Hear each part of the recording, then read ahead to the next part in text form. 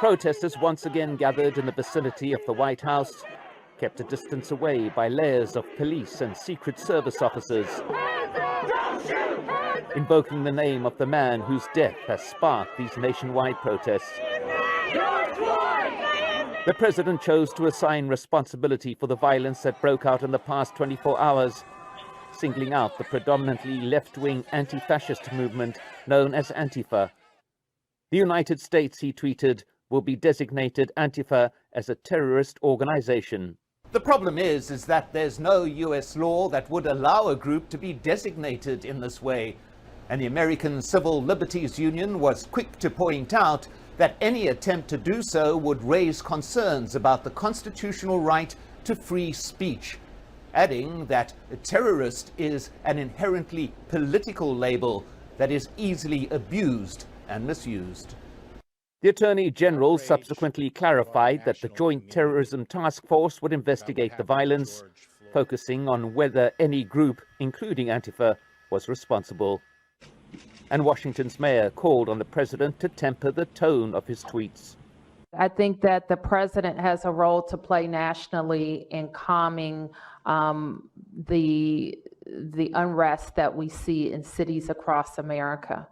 And I think at the least, he has to not incite violence, and that's what we would expect. Presidential candidate Joe Biden visited a protest site.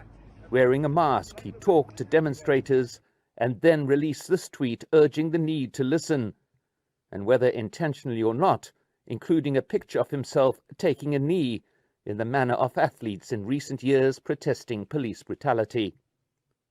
There were some isolated incidents of unrest, particularly in Philadelphia, where a building was set alight and arrests were made. As the demonstrations continued into the night, there were once again outbreaks of violence in various cities. Flames flickering a few blocks away from the White House in what police described as renewed vandalism, further marring what had been a day of largely peaceful protest. Mike Hanna, Al Jazeera, Washington. The news clip you just saw was from last summer, and it tries to accomplish a couple of things. It gives viewers an update on the then still developing George Floyd protests sweeping across the country. But in its narrower focus, it also covers the Trump administration's attempt to classify Antifa as a terrorist organization. There are already a couple of problems with this move that the broadcast covers, right? There isn't a formal process for designating groups as terrorist organizations domestically, and even if there were, doing so in this case would pose serious threats to someone's right to free speech. But I want to start off today by really focusing on something the news correspondent in this broadcast said, specifically, by quoting a statement made earlier by the American Civil Liberties Union, or ACLU. He says, quote, "Terrorist is an inherently political label that is easily abused and misused." What does the ACLU mean when making this statement? How is the concept of terrorism inherently political, and how can one abuse or misuse it? We're not going to get into Antifa too much in this lecture, but if you don't know much about them, it may help to know that Antifa isn't really an organization in the same way that more bona fide terrorist organizations are, like Al-Qaeda or ISIS. Antifa doesn't hold territory, it doesn't have an organizational hierarchy or command structure, and it doesn't really even have a set ideology outside of all of its members agreeing that they're anti-fascist, which is what Antifa is short for. But that being said, even fascism as a term, its specific definition is still under debate, not only by members of opposing political street gangs, but by historians and political scientists too. Most often, Antifa is used as a blanket term to describe any left-oriented protester who is believed to be engaging in black bloc tactics. That's when you wear all black clothing to conceal your face and your features, to prevent someone from being identified by the police in case they end up engaging in political violence. Does this make members of Antifa terrorists? Potentially. It honestly depends on how the state and the policing apparatus defines words like terrorism, but we can quickly see how establishing this kind of designation could lead to some pretty big problems. Is someone a terrorist because they attend a protest where Antifa members are engaging in violence? Does that make them a co-conspirator in a premeditated and coordinated effort to overthrow the state? That probably wouldn't hold up in court, but what if that same protester is also wearing black? What if they also share Facebook posts and tweets in support of Antifa's activities? At what point would guilt by association and other forms of circumstantial evidence become enough to charge a protester with something like conspiracy to commit terrorism? Is there enough room between these 2 points to guarantee a protester's right to free speech? You may have noticed that today's lecture is called "It Can't Happen Here: Fascism, Neo-Nazis, and the Modern Militia Movement." You might be starting to ask yourself, when is Jamie going to stop talking about Antifa and terrorism and start talking about some of these other subjects? Well, it might not seem like these topics are all that closely related to one another at first, but if we're going to have a discussion about these topics, it's worth first discussing how terrorism as a political term can be misused and abused. But even more than that, who specifically benefits from that abuse and misuse? But let's get started first with our quote for the day. This one is by Supreme Court Justice Anthony Kennedy, and it actually comes from a Supreme Court decision in Ashcroft versus the Free Speech Coalition, a 2002 case that really was about determining to what extent the government could intervene in and criminalize certain forms of public discourse with the interest of protecting the wider public welfare. And he says, quote, "First Amendment freedoms are most in danger when the government seeks to control thought or to justify its laws for that impermissible end. The right to think is the beginning of freedom, and speech must be protected from the government because speech is the beginning of thought." How do we balance the ideals of free speech, unbridled censorship, and guarantees to one's right to electoral participation when someone's honest belief and goals might involve, either intentionally or not, posing a threat to public safety and wider civic engagement? A lot of times folks associate terrorism with external attacks directed at America from beyond its borders, but most acts of terrorism actually have domestic or homegrown origins.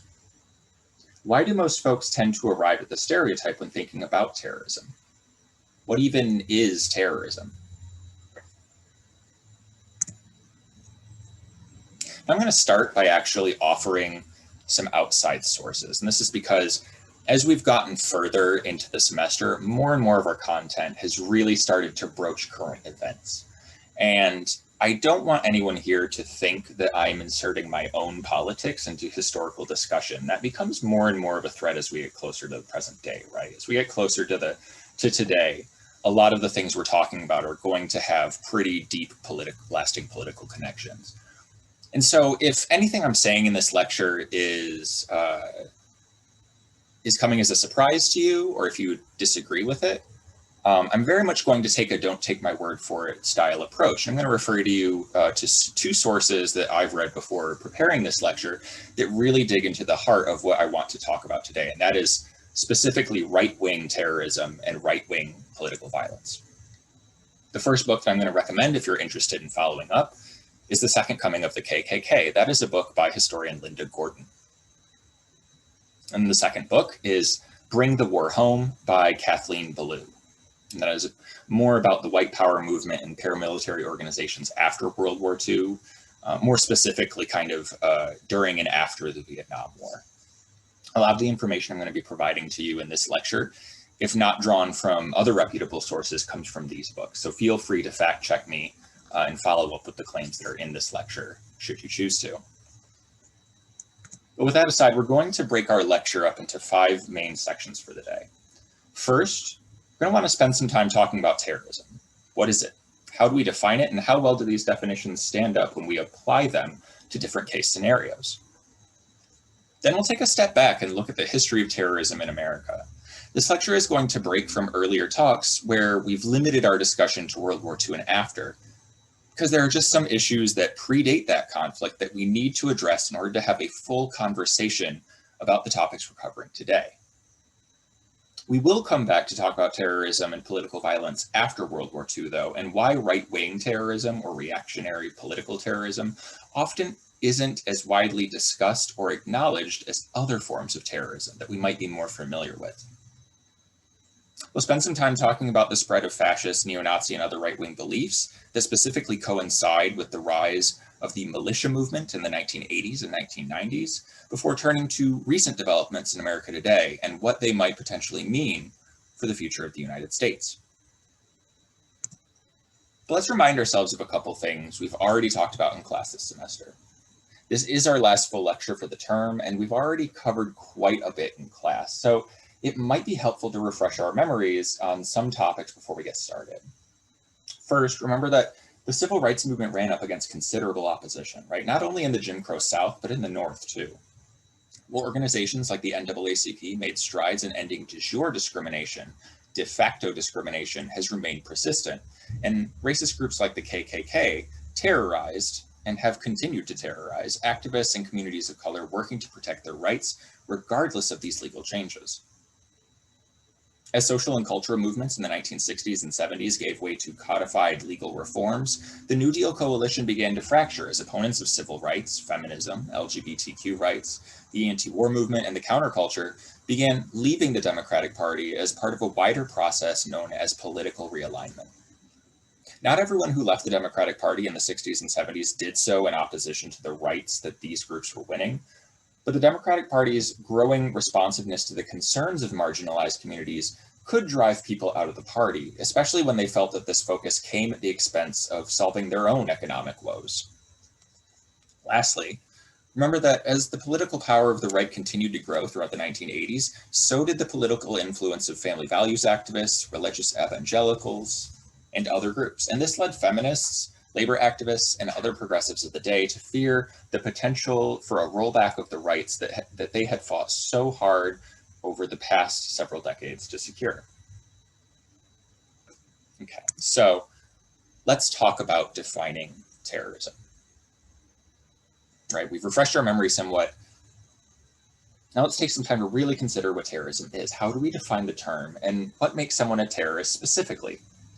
Our textbook doesn't actually help us here because, save for some very limited and pretty much unrelated exceptions, the word terrorism doesn't actually show up until chapter 7. This is an 8-chapter book, right? It's toward the end. And even then, it doesn't really give us much to work with, right? The subject of terrorism is given greater focus when the book talks about 9/11, but it doesn't give us a concrete definition that we can work with.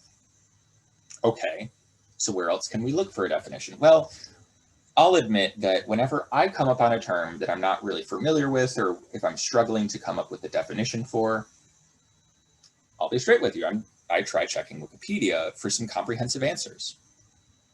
What does that site tell us? What does Wikipedia say terrorism is, right? First couple lines of Wikipedia's terrorism page are actually pretty helpful. They say, quote, "Terrorism is, in the broadest sense, the use of intentional violence to achieve political aims. It is used in this regard primarily to refer to violence during peacetime or in the context of war against non-combatants. Non-combatants being mostly civilians and or neutral military personnel." Okay, so this is a helpful starting point. But how does this make terrorism a term that you can easily abuse and misuse? Well, for one, using intentional violence to achieve a political aim covers a lot of territory. What is warfare, for example, besides intentional violence made to achieve a political aim? Now, you may say, Jamie, warfare is different. In war, two countries agree to fight each other. Well, that's certainly true. However, in most instances, the choice to go to war isn't made by a country's civilian population, it's made by a country's leadership. This is true even in representative democracies or, democratic republics, if you want to split hairs, like the United States, right? In 2003, the United States didn't take a vote on whether or not to invade Iraq. The Bush administration just set that plan in motion. So when American planes bombed strategic targets in Iraq, and some of those bombs hit residential homes, was that terrorism? In this instance, you could argue no, because that wasn't intentional, right? American bombs have intended targets. So while it's unfortunate that civilians were killed in the bombings of cities like Baghdad and Mosul and Basra, those bombings weren't terrorism since the civilian deaths that came from them weren't the goal of the bombings.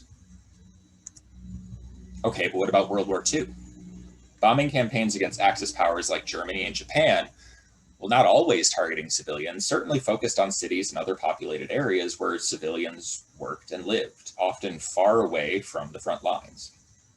That being said, if we were to suggest the war effort during World War II was terrorism, we'd likely end up angering a lot of people, not only war veterans, but specific victims of Nazi Germany, victims who were eventually freed by that combined international war effort against the Axis powers. So we see this definition is starting to run into a couple problems, right? If terrorism refers to violence against non-combatants for political means, then we have to rethink how we view war. Terrorism is often associated with negativity, whereas war, at least for a big chunk of the population, can still be kind of a noble undertaking, right? A duty that someone takes on, demonstrating their patriotism and love of country in the process. Ron Kovic certainly believed that this was the case before he went to Vietnam, right? Okay, so maybe we can still fix this definition. Remember that the definition said terrorism usually occurs in peacetime. Maybe we can say terrorism only occurs in peacetime, right? War is war and terrorism is something else. But who decides when there is peace and who decides when there is war? The United States never declared war in Vietnam, mind you. We were in Southeast Asia as part of a policing action, was the common term of the day. This was done nominally to keep the South Vietnamese government secure against attack from the Viet Cong. The Gulf of Tonkin resolution gave Lyndon Johnson the authority by the United States to launch Operation Rolling Thunder against North Vietnam. But the North Vietnamese never came forward and said this was okay, right? On the contrary, the Gulf of Tonkin resolution wasn't a declaration of war, and when American pilots were shot down over Vietnam, they were categorically denied their rights as prisoners of war, or POWs, under the Geneva Convention by the North Vietnamese government. Many of them were imprisoned and tortured for years because instead of being viewed as enemy soldiers, the North Vietnamese treated them as terrorists. The Viet Cong and the South Vietnamese government very much were at war, but a lot of times the Viet Cong were regarded as terrorists in the American media. They planted bombs in major cities to disrupt civil and economic activity. They led ambushes on police stations and troops. They laid mines and other traps in the countryside, all examples of violence undertaken for political ends. Are these actions, usually closely associated with guerrilla warfare, more excusable because the Viet Cong declared war on the South Vietnamese government? I don't know about you, but that seems kind of like an easy way out to me, right? We're not terrorists because we issued a statement beforehand and saying we were at war with this country, so that makes this such and such a bombing okay. Al-Qaeda declared war on the United States before the September 11th attacks, but that doesn't mean 9/11 wasn't an egregious act of terrorism, right? In today's lecture, we're going to talk about terrorism in America, and it's important we start this off by pointing out that the use of the word terrorism itself is highly politicized. Someone on the right might look at an organization like the Black Liberation Army and its activities in the 1970s and say it was terrorist. But individuals like Assata Shakur would probably dispute this characterization, right? The same can be said for critiques by folks on the left against some groups on the right. All this being said, though, I think we can all agree on a general idea of terrorism: acts of political violence directed at civilians, even when other avenues of conflict resolution are accessible. But keeping these kinds of complications in mind when we talk about terrorism will help us work through some of terrorism's historical nuances. So it's worth asking, who commits terrorism in America today? Who's numerically and quantitatively responsible for terrorism in America? We've spent some time talking about terrorism so far this semester already, but we haven't focused on the subject too much. Based on what we've talked about so far, though, you might expect left-wing, communist-inspired terrorism to account for most acts of terrorism in American history. The Red Scare, after all, was conducted to uproot the threat of communism and ensure that some secret fifth column within American society, some hidden conspiracy, wouldn't be able to gain and use political power to engage in political violence and, try to overthrow the government. In the 1970s, we see a lot of left-wing terrorists take up arms against the US government for different reasons. The Weather Underground became well known for bombing the Pentagon and the US Capitol building during the height of the Vietnam War. And groups like the Black Liberation Army, if you can call the BLA a terrorist group, weren't alone in fighting their own war against the United States government. Similar organizations like the May 19th Communist Organization and the Symbionese Liberation Army also fought the US government, conducting attacks that often included civilians in their list of attributable casualties. If not left-wing terrorism, then certainly Islamic fundamentalism makes up the bulk of terrorist attacks in American history, right? The Cold War is over now, after all, and since the September 11th attacks, the United States has made a lot of enemies around the world, especially in regions like the Middle East. Even before 9/11, groups like Hezbollah conducted attacks on US troops stationed overseas. And in fact, the 9/11 attacks themselves were actually the second attack made against the World Trade Center in New York City. In 1993, terrorists associated with Al-Qaeda bombed the World Trade Center for the first time, injuring over 1,000 people and killing 6. Quantitatively, however, the assertion that left-wing or Islamist terrorist acts are more common is simply not true. Categorically, acts of right-wing political violence are either attempted or carried out far more often than other forms of terrorism. Furthermore, the first true terrorist organization that we can probably point to in American history was the KKK, or the Ku Klux Klan. It was a specifically right-wing and white supremacist group that formed at the end of the American Civil War.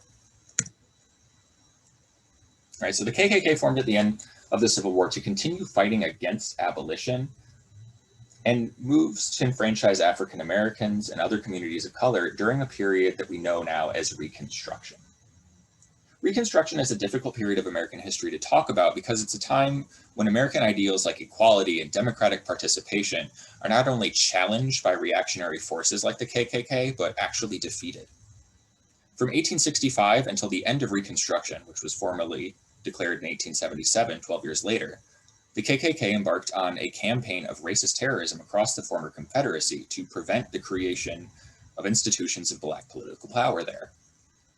During this period, the KKK would use lynching, arson, assassinations, bombings, and other methods to intimidate Black communities and prevent their own political participation in government. Conservative estimates place the casualties of Klan terrorism at over 3,000 people, but this number gets much higher as definitions and other qualifying factors that are used to determine what acts constitute terrorism and which acts don't are less rigid. Where Black Americans did win power, the KKK would actively work to unseat them through violent means. In the Wilmington Massacre of 1898, for example, the KKK led a mob of white supremacists to overthrow the democratically elected biracial government of Wilmington, North Carolina. The Klan killed Black political representatives and their white sympathizers, with some estimates placing the death toll of the massacre at over 300 people. In a similar vein, white supremacist mobs attacked the Black community of Greenwood in the Tulsa Race Massacre of 1921, injuring over 800 people and killing upwards of 250 Greenwood residents. A lot of times people look at the Klan and because they might not have to deal with or worry about Klan terrorism on a daily basis, feel as though the Klan itself isn't much of a threat anymore. But this simply isn't the case. In the 1920s, long after Reconstruction had ended, the KKK enjoyed the largest membership rolls it had ever had up until that point, reaching about 6 million members when the organization hit its peak in 1925. While the KKK went into decline during the Great Depression, it never fully went away, and after World War II, the Klan started to see a resurgence in growth. This was partly spurred on by the hostility and resistance of white Americans to the growing civil rights movement. But after World War II ended, the Klan also began working alongside new allies, namely members of the growing neo-Nazi movement, which had actually established itself in America before the US entered World War II, but continued on and continued growing after the fall of Nazi Germany in 1945. As the United States began focusing more on the existential threat that international communism posed to the democratic world, a lot of anti-communists in the far right found common cause with the Klan, and the neo-Nazi movement for that matter, since both were and still are decidedly anti-communist. This might go without saying for the neo-Nazis, where there's this whole thing called the Eastern Front, but the KKK also has a long-standing legacy of opposition to communist ideology, and it's largely because of communist support, at least on paper, for racial equality. The Soviet Union wasn't a racist-free society, but their propaganda, at the very least, claimed they were. This doesn't necessarily mean that all anti-communists in American government were aligned with these movements, and as historians, we should be careful about potentially making generalizing claims like that, or even claims that might suggest that, right? After World War II, though, there is a sizable proportion of people in government who are, if not directly involved with the Klan, are at the very least sympathetic to its aims.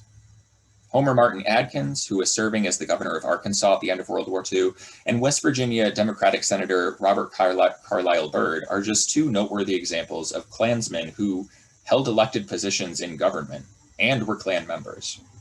There are also at least credible claims that President Harry Truman had, at one point in time, held his own Klan membership. This all serves to demonstrate how wide-reaching and influential Klan terrorism could be in the post-war era.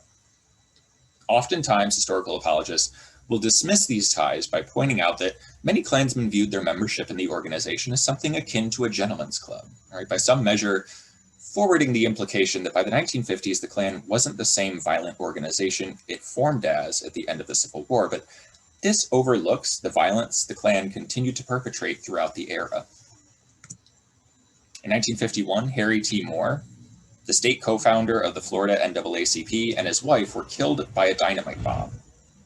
Now, the FBI never made any arrests in connection to the attack, but they did go on record in saying they heavily suspected the Orlando branch of the KKK for the attack. In 1963, NAACP organizer Medgar Evers was gunned down in front of his Mississippi home by the KKK. Later that same year, the KKK firebombed the 16th Street Baptist Church in Birmingham, Alabama, killing 4 girls.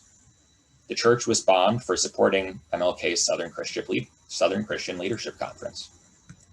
In 1964, the KKK kidnapped and murdered James Chaney, Andrew Goodman, and Michael Schwerner, 3 civil rights workers based out of Philadelphia, Mississippi. In 1965, the KKK murdered Viola Luiso, a Southern-raised white mother of 5 who was visiting Alabama from her home in Detroit to attend a civil rights march. At the time of her murder, Luiso was driving a car on the highway, giving rides to civil rights marchers who did not have their own cars and would not be serviced by the racist busing system in the state. In 1966, the KKK firebombed the Mississippi home of Vernon Dahmer, a prominent civil rights activist and president of his local NAACP. Dahmer was killed in that firebombing.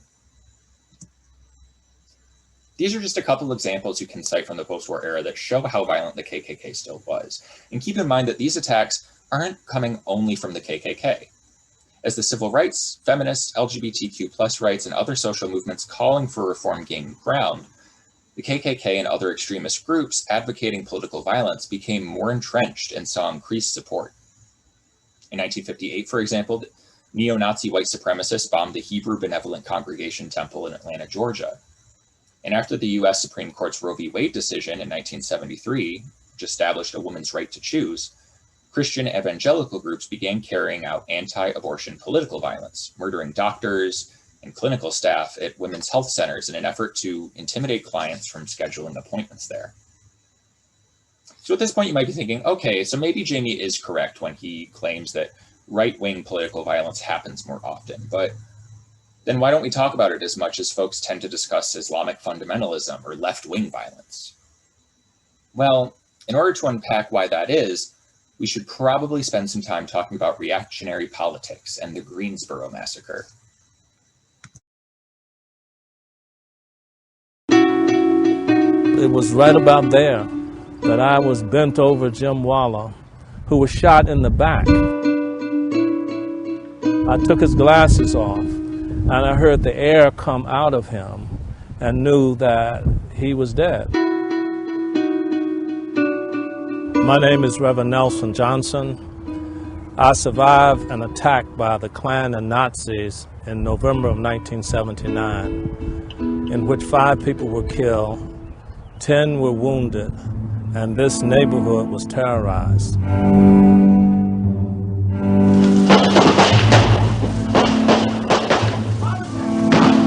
approximately where I'm standing, maybe a little bit behind me, people were gathering and they were singing and they were chanting. A lot of positive energy out here. About 20 minutes after 11, the Klan caravan, a line of cars came down and turned in this direction. When the 8th car in a 9-car caravan stopped and the back of the trunk came up and people got out of the 9th car, came up to the 8th car, retrieved long weapons, looked like shotguns, and started to fire in the direction of the crowd.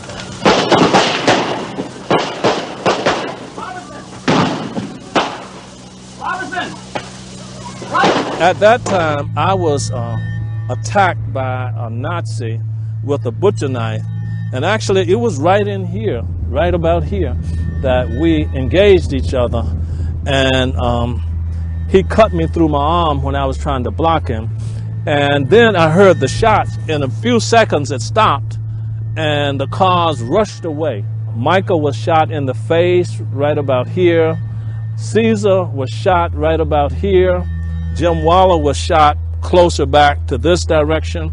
Sandy Smith was trying to get the children behind a community center. When she came back around to get some more children, that's when she was hit. The stump of the tree is the only thing out here that provides a little bit of a land marker for where things happen, because the bodies were on this side, and I really didn't know this tree had been cut down until I came out here today. But cutting of this tree is like unpiling the stones that the priests piled up when they crossed over the river Jordan, so that when your children's children ask what happened here, that tree would be a mechanism of memory so that we could tell the story. And unless we tell stories about the truth of our journey, then I'm afraid that we are locked into the worst of our yesterdays and therefore block the possibility of a bright tomorrow.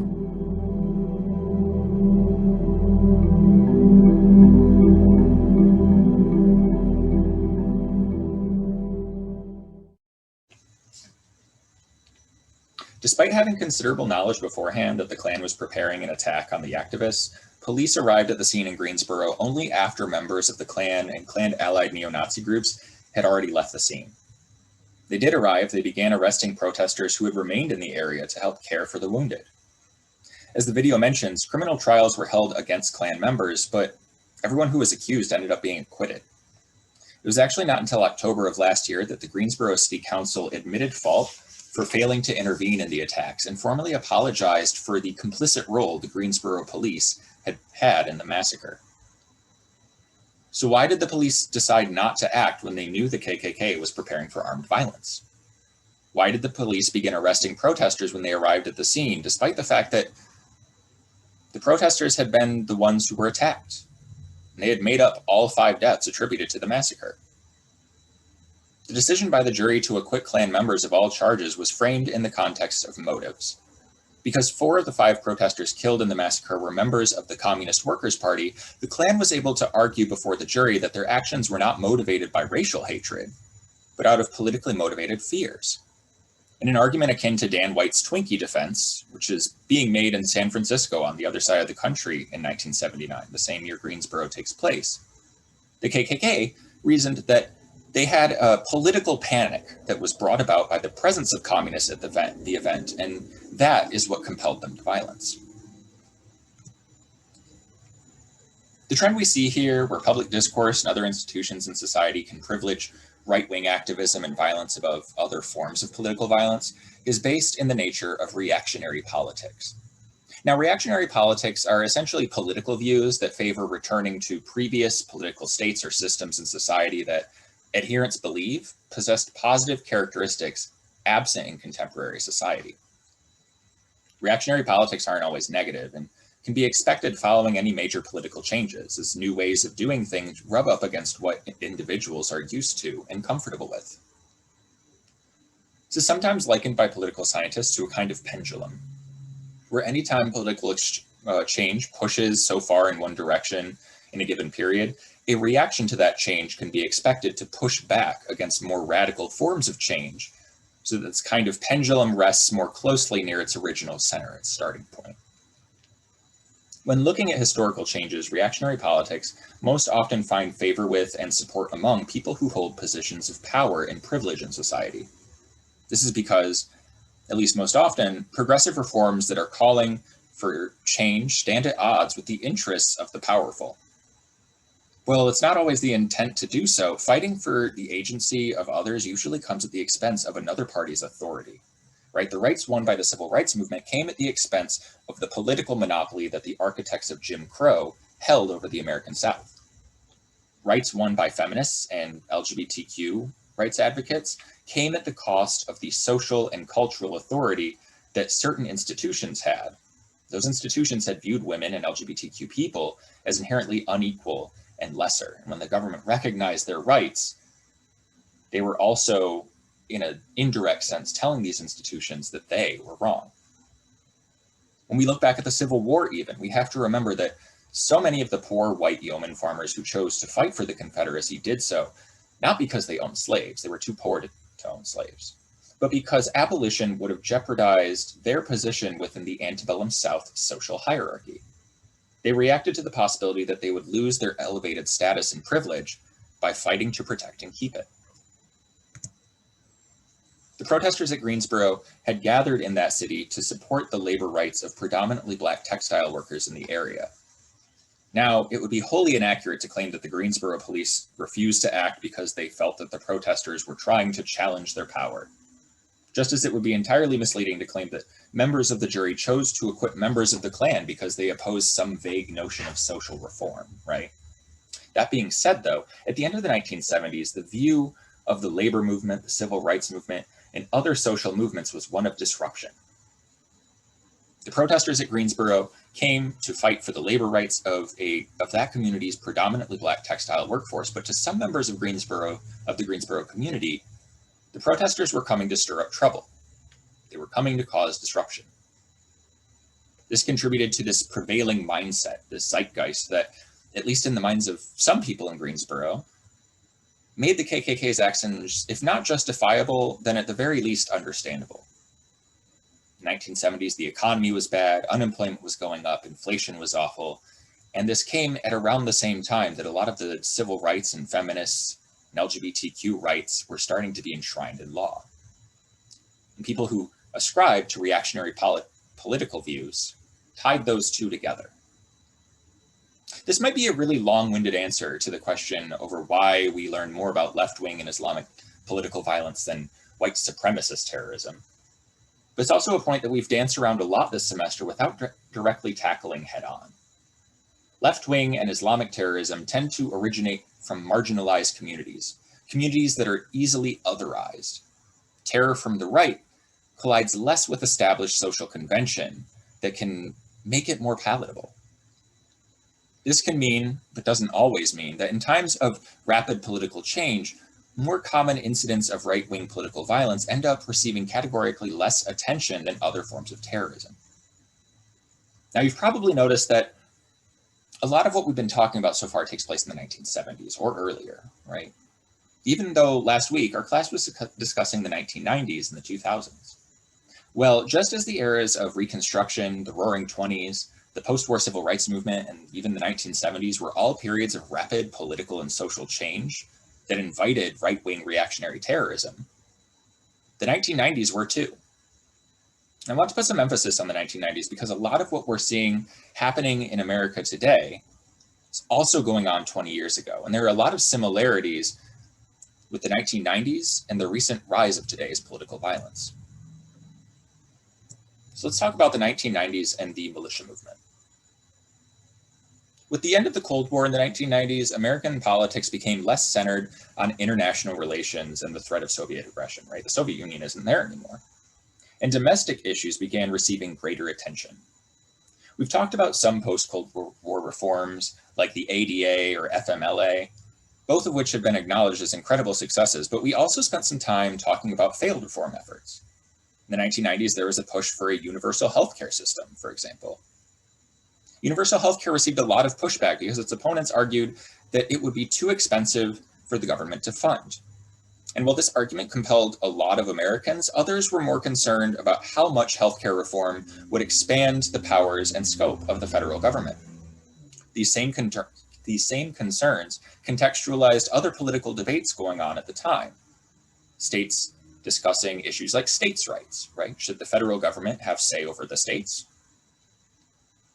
Also coincided over debates regarding firearm regulations and gun control. Now, for those of you who aren't familiar with US constitutional law, the Second Amendment to the Constitution states that, quote, a well-regulated militia being necessary to the security of a free state, the right of the people to keep and bear arms shall not be infringed. Right? So if a society is going to be free, its population has to be armed. Now, it comes under some nuances when you talk about things like the MURRAH Act in California, which was essentially passed to ensure that Black people didn't have guns. But idealistically, the Second Amendment is supposed to keep everybody free. That being said, though, the specific nature of what arms are constitutionally protected became the subject of increased debate in the 90s, especially as incidents of mass shootings started to become more common at the end of the 80s and at the start of the 1990s. Particularly egregious were mass shootings in Stockton, California in 1989, in Killen, Texas in 1991. In the first instance, 34 school children and their teacher were shot, and in the second, a gunman shot through the front windows of a cafeteria called Luby's, killing 23 people and wounding 27 others. In response to the rise in shootings across the country, the Clinton administration signed a 10-year ban on the private sale of certain rifles with large magazine capacities, or how much ammo the rifle could fire before needing to be reloaded. These are sometimes categorized as assault weapons, but there's a lot of debate about what an assault weapon is that we're just not going to get into. That being said, this ban, this 10-year moratorium, was known as the Federal Assault Weapons Ban, and it was incredibly controversial. Well, critics of the ban asserted that it unnecessarily curtailed Second Amendment rights and argued that the ban had little effect on federal violent crime rates overall nationally. Supporters of the bill argued that Second Amendment rights should not apply to high-capacity rifles and pointed to evidence showing that the ban had presided over a drop in the specific frequency of mass shootings. You can kind of see that in this graph here on the right. The federal assault weapons ban came into effect in 1994 and was allowed to expire in 2004 under the George W. Bush presidency. You can see the effect on the frequency of mass shootings in the shaded area. Regardless of the merits of a ban on high-capacity rifles, arguments around the issue of gun control signaled to certain groups that another potential reform was on the horizon, and fears that individual citizens had that their guns might be forcibly confiscated by the government served to radicalize a lot of people who, while supporting reactionary politics, were not necessarily supportive of political violence, at least at first. Now, radicalization, we should probably define, right? In base terms, radicalization is actions or processes that lead someone to adopt extreme, often violent positions in politics or on some other social issues. Klansmen, neo-Nazis, and other groups on the extreme right in the 1990s who sought to turn back progressive reforms claimed that new firearms regulations were actually the start of a secret conspiracy by the government to confiscate everyone's guns. Once everyone's weapons were taken away, the government would be free to force everyone to have barcodes tattooed on their skin as part of a hostile expansion of the political power of the United Nations, which was readying itself to establish a new world order. Now, there are a lot of variants of the New World Order conspiracy, but the essential takeaway is that right-wing militias and terrorist networks claimed that the growth of the federal government would eventually end with a secret, shadowy government, something you might call a deep state, would end with them taking control of the country by using black helicopters to round up white people and put them into concentration camps, which would be run by FEMA. This obviously didn't happen, and there's no evidence to suggest that such plans were ever in the works by anyone, ever at all, period, ever in history. George H.W. Bush did quip at one point that America was at the dawn of a new world order, but he was really referring to the end of the Cold War and the start of the new millennium, not about some secret totalitarian world government. That didn't stop groups like neo-Nazi militias from using conspiracies like the New World Order to radicalize people on the right, though. They were able to get confused, ignorant, or scared people to sign up and join their cause. There were also a couple of high-stakes standoffs between agencies under the federal government that served to legitimize these fears, at least in the minds of people on the extreme right. And by extension, also served to, at least for them, validate their own conspiracy theories. For Americans in the 90s who were already flirting with reactionary political violence, incidents like these really kind of could help push them over the edge. In 1992, U.S. Marshals arrived at a small compound in northern Idaho to arrest a man named Randy Weaver. Weaver had been accused of modifying weapons outside of legal regulations and was summoned to appear in court on firearms charges. He missed 3 scheduled court dates and refused to surrender himself to authorities, and an armed standoff ensued. Known as Ruby Ridge, the 11-day siege ended only after U.S. Marshals shot and killed Sammy Weaver, Randy's 14-year-old son, and Vicki Weaver, his wife, in a series of armed shootouts. Since the end of the siege, supporters of the Weaver family have contested that the U.S. Marshals abused their power in the siege and violated standard rules of engagement dictating when police should and should not shoot at someone in a standoff. Less than a year later, in 1993, federal agents with the Bureau of Alcohol, Tobacco, and Firearms, or ATF, received anonymous tips that a religious commune in rural Texas was stockpiling illegal weapons, making similar modifications to weapons in violation of federal regulations, was abusing children, and mass-producing methamphetamines.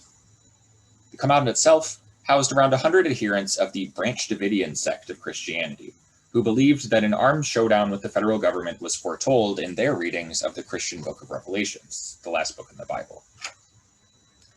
The ATF attempted to conduct a raid on the compound, but were fired upon by the Davidians and were forced to make a retreat. This kicked off a 51-day siege known as the Waco Siege. And during the Waco Siege, an umbrella of federal agencies attempted to negotiate the surrender of the Davidians and their leader, David Koresh. During negotiations, law enforcement used tested psychological warfare tactics and other controversial measures in hopes of wearing down the morale of the Davidians. The ATF pumped weapons-grade tear gas and other chemicals into the building in an effort to force an end to the siege by driving the Davidians outside of the compound. But before this could happen, the chemicals ignited, setting fires inside the buildings, which began to spread rapidly. The ensuing fires ended the siege, but ultimately took the lives of 82 of the 91 Branch Davidians. 25 of the casualties were children. Like Ruby Ridge and Waco, incidents like these combined with viral conspiracy theories and an upsurge of reactionary politics led to a rapid growth of right-wing anti-government organizations. Some of them were larger and more moderate. Larger groups like the Michigan Militia, which was the subject of a lot of news coverage at the end of the 1990s, attempted to mediate some of their rhetoric when criticizing the government. But smaller, more radical groups could openly call on militia movement adherents to wage war against the federal government. And while some groups tried calling attention to the effects that vitriolic language could have on radicalized individuals, like that was coming out of the neo-Nazi and militia movements, much of society wrote off those concerns. How much of a threat could right-wing terrorism honestly pose? On April 19, 1995, Timothy McVeigh, an American Gulf War veteran, shocked America when he committed what was at that time the most devastating terrorist attack on American soil. This is the story of the Oklahoma City bombing. On April 19, 1995, a rental truck filled with homemade explosives detonated outside the ALFRED MURRAH Federal Building in Oklahoma City. The blast caused catastrophic damage, leaving 168 people dead and hundreds more injured. The question on nearly everyone's mind was, why? What motive could someone have to blow up a building and one that included a daycare center. Two men, Timothy McVeigh and Terry Nichols, were ultimately held responsible for the bombing at Oklahoma City. Both McVeigh and Nichols served in the military and met in basic training at Fort Benning in 1988. That same year, McVeigh became a candidate for the Special Forces, but dropped out after just 2 days. He later reunited with Nichols. They bonded over their mutual anti-government sentiments. McVeigh's distrust of the government began in high school. As a teenager, he read the Turner Diaries by William Pierce, the leader of one of America's most prominent neo-Nazi organizations at the time. The book outlines a fictional Aryan revolution against the federal government, and its opening scene is eerily similar to the Oklahoma City bombing.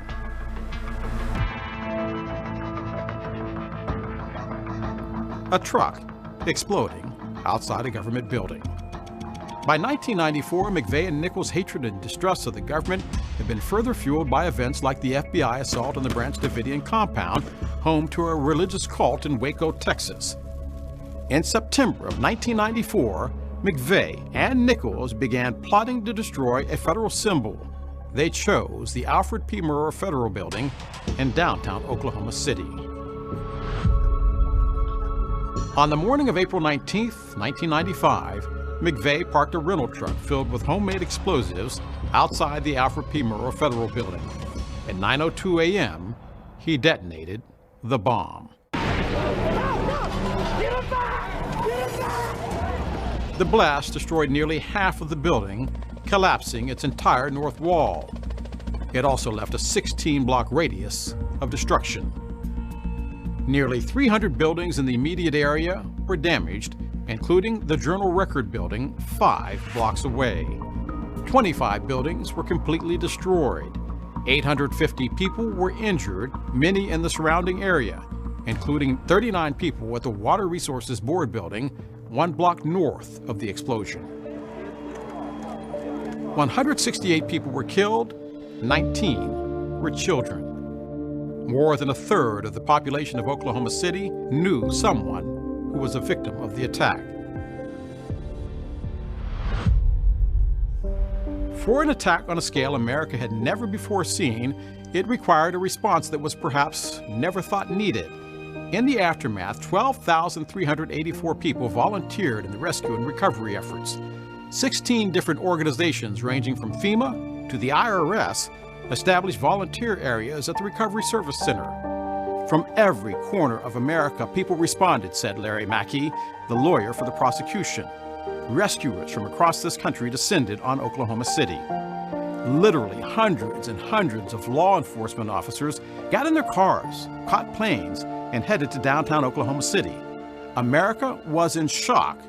People needed help.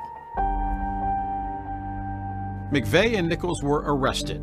In the summer of 1997, McVeigh was tried and convicted on 11 different counts and sentenced to death.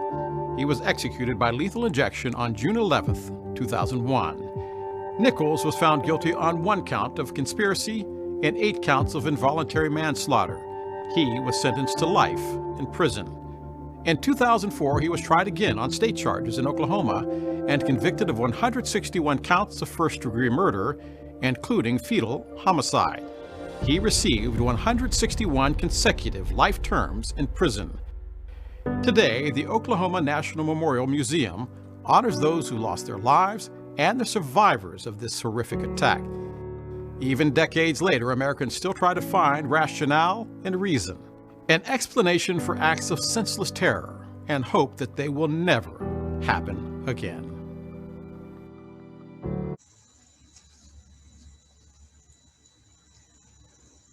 Now, obviously, we call the Oklahoma City bombing a terrorist act, as does the overwhelming majority of Americans and even the rest of the world. But Timothy McVeigh, before his execution in 2001, would have contested that label. In making the counterclaim that is the US government that engages in terrorism, McVeigh would point to the sieges at Ruby Ridge and Waco as evidence that what he did was justified. It wasn't, but when conspiracy theories, inflammatory rhetoric, and reactionary politics collide, it's usually only a matter of time before disaffected individuals fall victim to radicalization. and they can end up carrying out terrorist acts and other acts of political violence. Stop me if any of these intersecting factors are starting to sound familiar, or if they're reminding anyone of some of the more recent events we've seen nationally. But where does this leave us? What should we be taking away from this winding history of right-wing and left-wing political violence, terrorism, and law enforcement? Well, there are a couple things we can definitively state since we have the quantitative data to do so. First, the majority of instances of political violence and terrorism in the United States are undertaken not by Islamic fundamentalists or left-wing radicals, but by white nationalist or alt-right groups. Right-wing political violence and terrorism can go ignored or under-addressed for far longer than other forms of violence because right-wing terrorism is usually reactionary, and it doesn't seek to alter existing social structures. That means that groups advocating right-wing violence are not as quickly detected, nor their threats of violence taken as seriously. Disinformation, conspiracy theories, and misleading rhetoric can help radicalize disaffected people. This is a very well documented phenomenon. These kinds of conspiracy theories and disinformation campaigns kickstart a process that ends with the recruitment of an individual into terrorist organizations and other violent political groups. Oftentimes when we see political violence, we may not want to acknowledge it, especially when it's being committed by people who we might be socially or culturally conditioned to assume would never commit acts of terrorism. It can be easy to label someone who is foreign or ideologically apart from us as terrorists, since there's already a social process of othering that helps with that. It's also worth remembering that terrorism can be committed by people we don't expect to commit it. Some of the worst Klan offenders of the 50s and 60s were nothing more than respectable Southern gentlemen to their families and peers. Klan members in 1979 Greensboro were also members of their community. And while we would call Timothy McVeigh a terrorist today, his supporters would more likely use other terms like military veteran, patriot, or all-American. This reminds you of discussions we've had about language, about word choice this semester. This falls into that too. These labels are not mutually exclusive terms for everyone.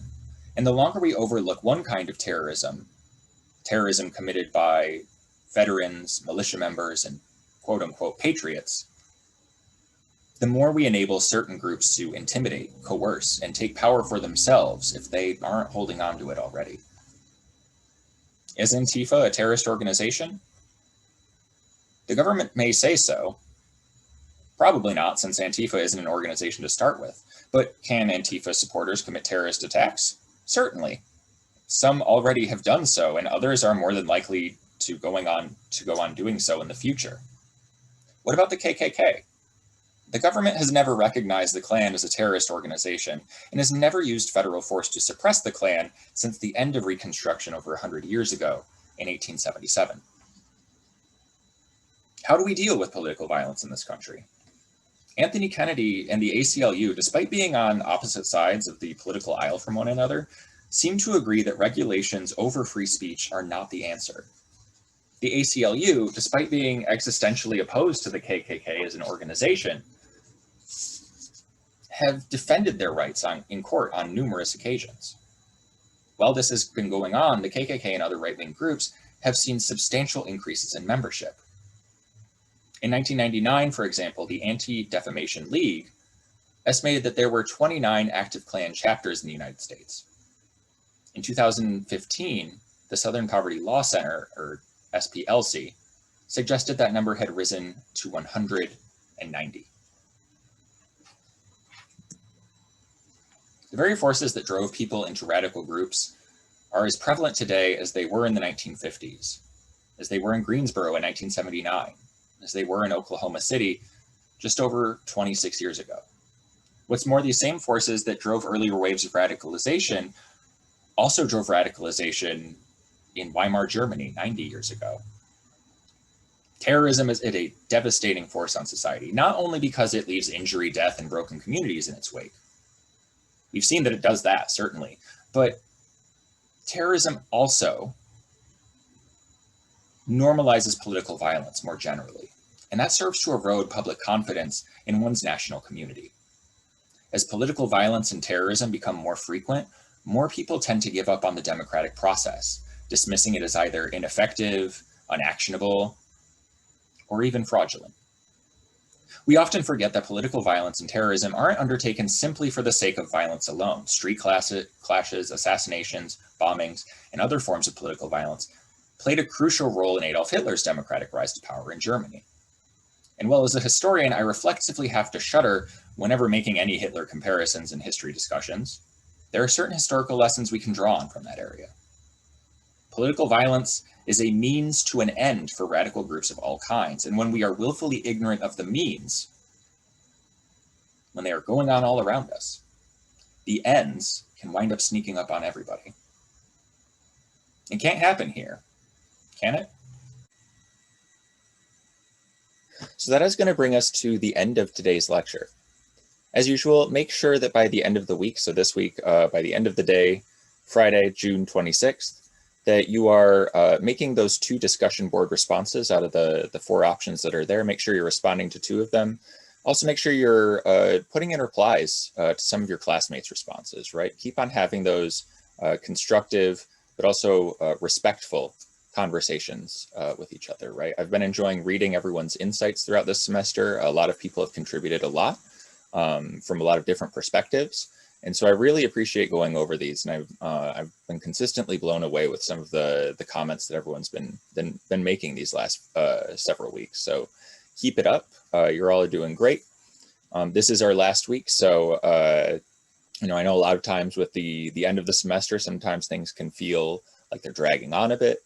It's understandable, but yeah, just keep it up. The end is in sight, and everyone has been doing exceptional work in this class. So definitely keep on with those discussion board participation, right?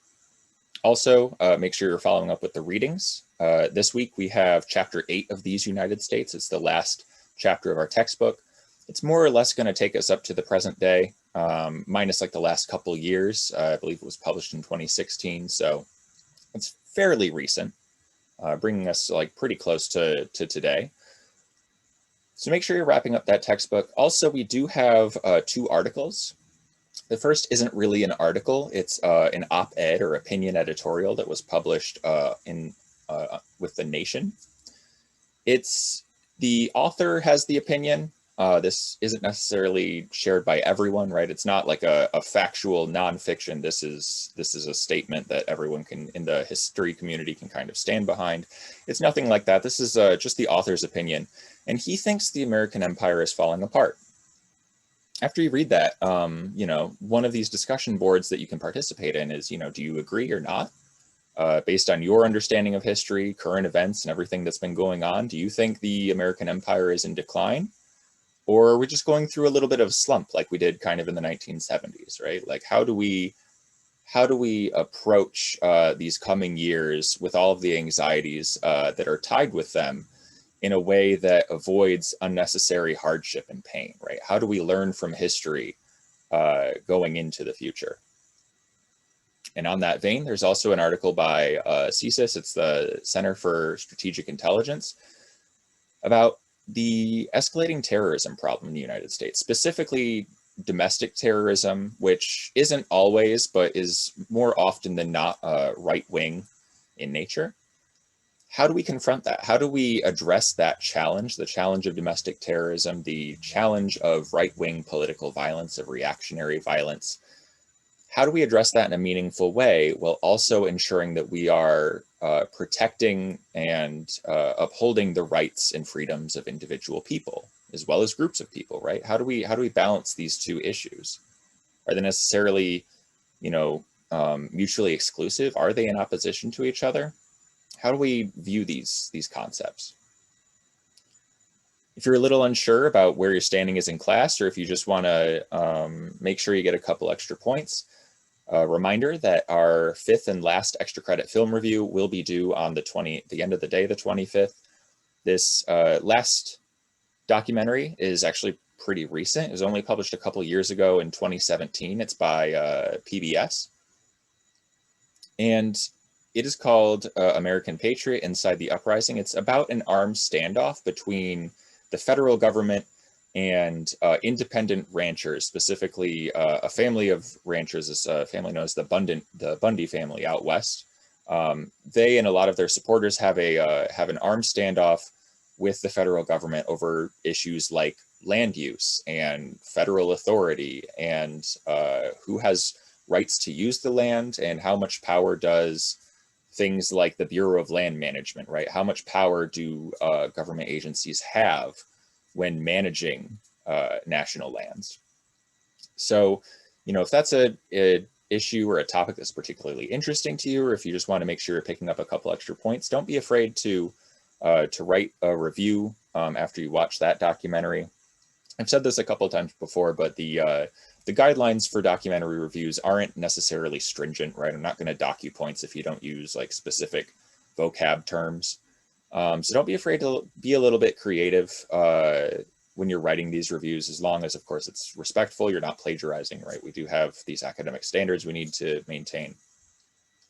And then lastly, just a reminder to everyone that the final projects, these creative historical zines, these short magazines that we're doing in lieu of a final exam, those are going to be due next week. Specifically, they'll be due next week on Tuesday. That's the 29th. Those will be due by the end of the day. Please, please, please make sure that you are keeping that due date in mind, that you're working on these, so that when the due date comes, you don't realize like, oh, I didn't have enough work in this, I'm not going to have this done in time. I'm usually pretty flexible with due dates. I can always, if people reach out to me with requests for an extension ahead of time, or, if there's a reason something wasn't done, I'm usually pretty flexible with due dates, right? I understand things happen. As an instructor, it's kind of ridiculous, a little unfair of me to like penalize you for, things that you don't expect to come up. But because of like regulations governing when we submit grades with the department and how the university does things, I do need to have final grades in by a specific time. And so it is incredibly important that you get these projects into me by the end of the day Tuesday. I would feel absolutely horrible if I was forced to submit a final grade for someone that didn't include their final project. So please make sure you're keeping an eye on that due date. Due dates always show up a lot quicker than we expect them to. So make sure that that you're, even if it's like just bit by bit on this assignment, you're putting the work in so that by the time that due date shows up, you have, if you don't have everything done already, it's more or less ready to submit with a couple of tweaks and edits and revisions. As always, not only with the final project, but certainly with the final project, right? If you have any questions or concerns, if you're unsure about some things with class, don't be afraid to reach out to me, right? Wayne State has a lot of library resources. We have archival resources. We have a lot of advising resources. As your instructor, think of me as another resource, right? It's my job to teach you as best I can. And part of the education process is showing up and being there for you when you're unsure, if you have questions about assignments or class expectations. So don't be afraid to reach out to me with any questions. I'm always accessible over Canvas or via email. Just shoot me a message and I will get back to you as soon as I can. I'm looking forward to everyone's final projects and to these discussion board replies. And yeah, it's been a great semester with everyone, and I'm really looking forward to seeing the culmination of everyone's work.